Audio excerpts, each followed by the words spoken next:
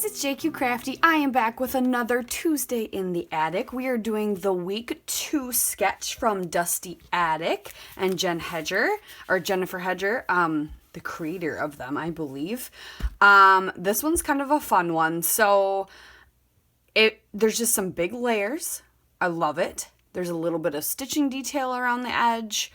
I think I'm going to take that stitching detail one further. My photos, so you know how sometimes when you print your photos, they're not actually 4x6?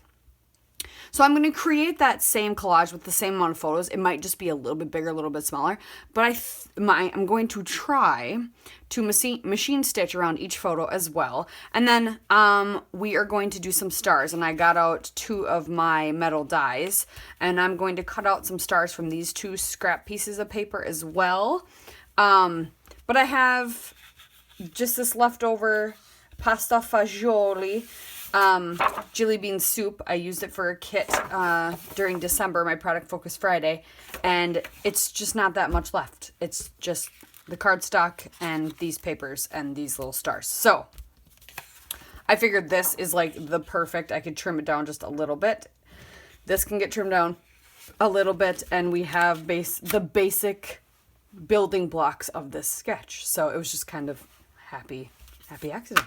So we're gonna do that, and then we'll search for a title in amongst my stash.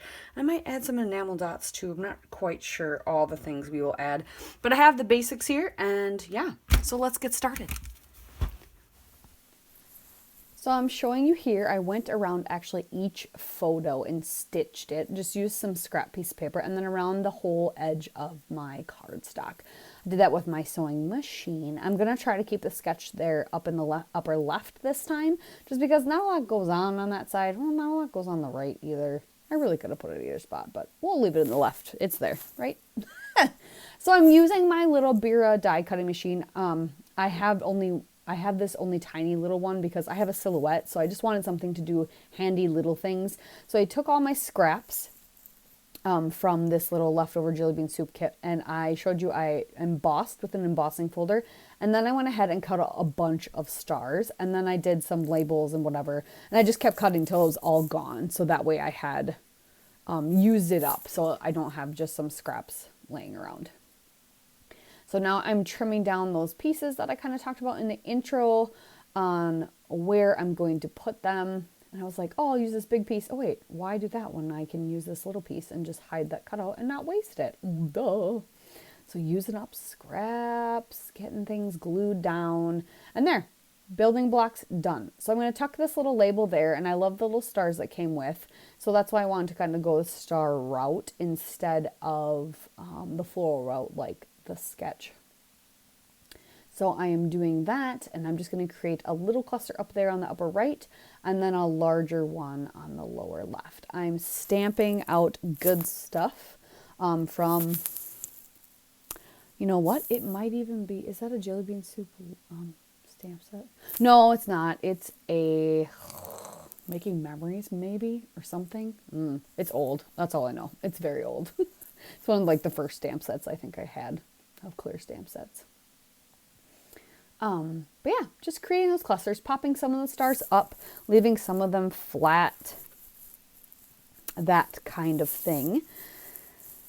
And I really like this sketch for the strips of journaling on the bottom right there. But mine goes a little crazy. And so it doesn't ruin my page, but I wish I had a little less journaling. Let's just say that. So I start making this big cluster up there, and I'm not really liking how it's creeping up. And I didn't want to make it too crazy, but I wanted to use a bunch of the stars that I had cut, and I really wanted to make an impact down there. I wanted a big old cluster. So I take some of them away, and I inch it down and make it more of just a crazy cluster there. It looks a little chaotic. I'm not gonna lie. To be honest, it does look a little chaotic down there in that left-hand side, but whatever, I guess.